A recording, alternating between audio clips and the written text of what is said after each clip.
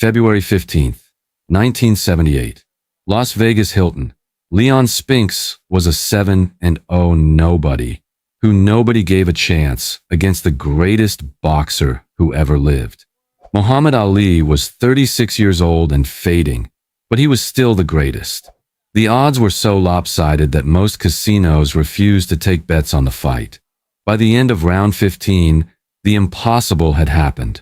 Leon Spinks was born on July 11, 1953, in the Pruitt-Igoe housing projects of North St. Louis, Missouri.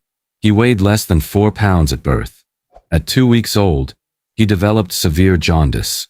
The doctors didn't think he would survive, but Leon Spinks was a fighter from the very beginning.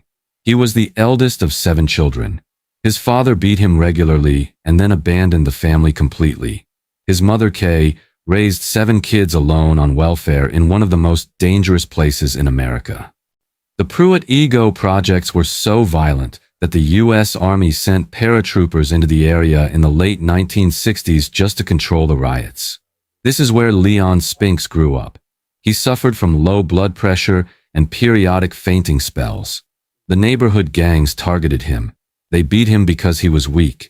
His own father told people around the neighborhood that Leon would never amount to anything. Those words burned into Leon's soul. He later told Sports Illustrated that he would never forget what his father said. He made up his mind right then. He was going to be somebody, no matter what it cost him. Leon dropped out of school in the 10th grade and joined the United States Marine Corps in 1973. Boot camp was supposed to last 13 weeks. For Leon, it lasted 6 months. He fought with his drill instructors constantly. He couldn't adjust to the discipline. But eventually, something clicked. He graduated from Platoon 3090 in December 1973 and got assigned to Camp Lejeune in North Carolina. That's where he discovered boxing. The Marines had an organized boxing program, and Leon joined the all-Marine boxing team. His first sparring session at Camp Lejeune lasted 15 seconds. He knocked his opponent unconscious. His coach, J.C. Davis, immediately saw something special. Leon had raw talent and an aggressive style that couldn't be taught. He was relentless. He just kept coming forward no matter what you hit him with. The Marines gave him discipline. Boxing gave him purpose. His teammates gave him a nickname. They called him Neon Leon because of his vibrant personality and electrifying style in the ring. Leon's amateur career exploded. He finished with a record of 178 wins and 7 losses with 133 knockouts. In 1974, he won a bronze medal at the inaugural World Amateur Boxing Championships in Havana, Cuba.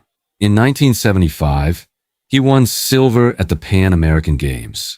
Then came the 1976 Summer Olympics in Montreal. Leon competed in the light heavyweight division. His younger brother Michael competed in the middleweight division. On July 31, 1976, Leon defeated Cuba's Sixto Soria by referee stoppage in the 3rd round to win the gold medal. Michael defeated the Soviet Union's Rufat Riskiev in 3 rounds to win his gold medal. The Spinks brothers made history that night. They became the first brothers ever to win gold medals in the same sport at the same Olympics.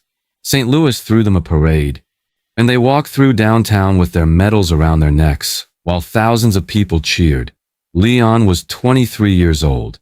He was an Olympic champion, and he had proven his father wrong.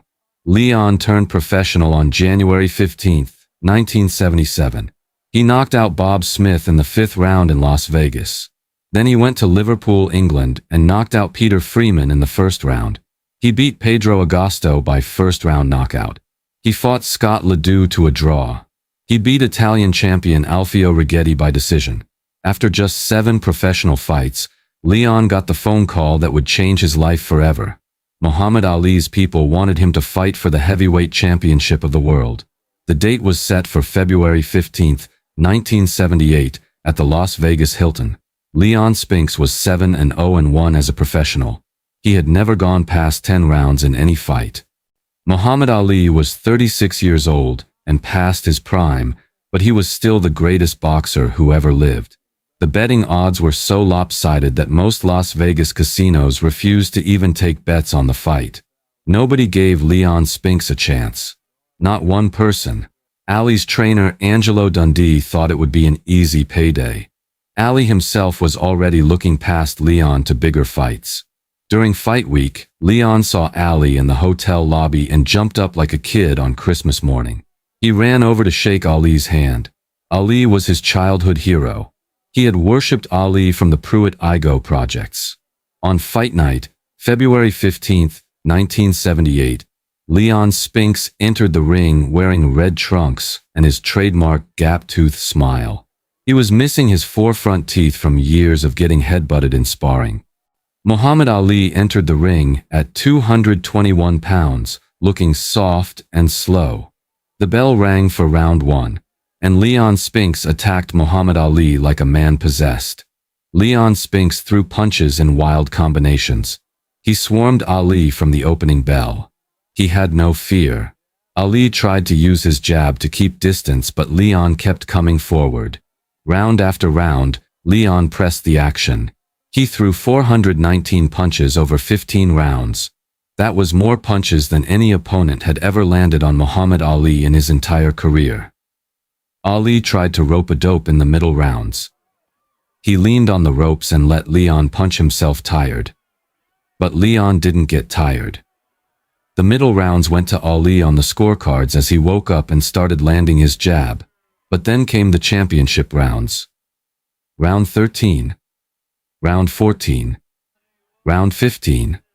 All three judges gave all three of those rounds to Leon Spinks. 20 years of brutal fights had finally caught up to Muhammad Ali. The thriller in Manila had drained him.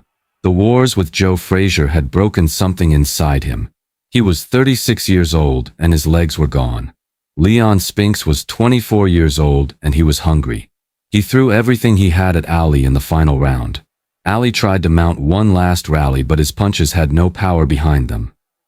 The final bell rang. The crowd at the Las Vegas Hilton sat in stunned silence. Nobody could believe what they had just witnessed. The ring announcer stepped forward with the scorecards. Judge Harold Buck scored it 144-141 for Spinks. Judge Art Lurie scored it 143-142 for Ali. Judge Lou Tabet scored it 145-140 for Spinks. Split decision. William Leon Spinks was the new, undisputed heavyweight champion of the world. The crowd booed. They booed the judges. They booed the decision. They couldn't accept that Muhammad Ali had lost. But Leon Spinks had just pulled off one of the greatest upsets in boxing history. He had won the heavyweight championship in just his 8th professional fight. Nobody had ever done that before. He was the most inexperienced heavyweight champion in the history of boxing, and he was the only man who ever took a world title from Muhammad Ali in the ring. Ali's other losses came when he was the challenger. This was the only time Ali lost as the defending champion. After the fight, reporters surrounded Leon in his dressing room. They asked him how it felt to beat the greatest. Leon flashed that gap-toothed smile and said something that would become immortal. He's still the greatest, Leon said. I'm just the latest. Sports Illustrated put Leon on the cover of their February 27, 1978 issue. He became an overnight sensation. Neon Leon was everywhere. He wore mink coats. He partied at the hottest clubs. He had Mr. T as his personal bodyguard before Mr. T became famous. The money and fame came so fast that Leon couldn't handle it. On March 18, 1978, the WBC stripped Leon of their version of the title because he refused to fight their #1 contender Ken Norton. Leon wanted a rematch with Ali instead. The rematch was scheduled for September 15, 1978, at the Louisiana Superdome in New Orleans. Leon trained for 7 months, but he didn't train properly. He was too busy partying and enjoying his championship reign. Muhammad Ali trained like a man possessed. He knew this was his last chance. He came into the rematch at 2.5-1 favorite. The Louisiana Superdome was packed with 63,352 fans. It was the largest indoor attendance ever for a boxing match at that time. Ticket sales generated $4,806,675. An estimated television audience of 90 million people watched on ABC. The fight was seen in 80 countries around the world. 2 billion people were watching. Leon's team forgot to bring his protective cup to the dressing room before the fight. They had to borrow one from another fighter. His trainers Sam Solomon, George Benton, and his brother Michael Spinks argued about who would give advice in each corner. They decided to rotate. One round Solomon would talk. Next round Michael would talk. Next round Benton would talk. It was chaos. Meanwhile, Ali had a simple plan. Jab and grab. Dance and move. Don't let Leon get set. The bell rang for round 1. Ali executed the plan perfectly. He jabbed Leon's face. He grabbed him when Leon got close. He danced away on the breaks. He circled left. He circled right. Leon couldn't catch him. The referee Lucien Joubert penalized Ali for excessive holding in round 5. But it didn't matter. Ali dominated from start to finish. The Associated Press scored the fight 12 rounds to 3 for Ali. All 3 judges scored it unanimously for Ali. The scores were 11-4, 10-4-1, and 10-4-1. Muhammad Ali became the first 3-time heavyweight champion in history. It was the final victory of his legendary career. He retired in June 1979. Leon Spinks had been heavyweight champion for exactly 212 days. 7 months of glory. That's all he got. And the truth is, Leon Spinks never cared about being the greatest. He just wanted to prove his father wrong. Leon Spinks proved that champions aren't born in mansions.